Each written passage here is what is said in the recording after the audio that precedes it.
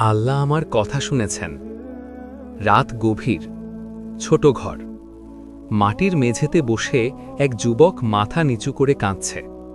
তার মা অসুস্থ, ঘরে খাবার নেই, আর হাতে আছে শুধু একটি জায়নামাজ। সে ফিসফিস করে বলল, হে আল্লাহ, আমি কারো কাছে চাইতে পারিনি, শুধু তোমার কাছেই এসেছি। ফজরের আজান ভেসে এলো।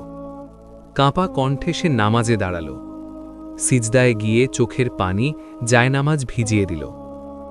নামাজ শেষ না হতেই দরজায় টোকা। একজন অচেনা মানুষ বলল, ভাই, সারা রাত আপনার জন্য মনটা অস্থির ছিল, আল্লাহ আমাকে এখানে পাঠিয়েছেন।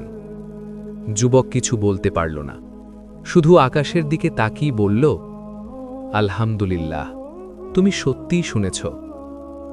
শিক্ষা: যে চোখ আল্লাহর জন্য কাঁদে, সে চোখ কখনো খালি ফিরে না।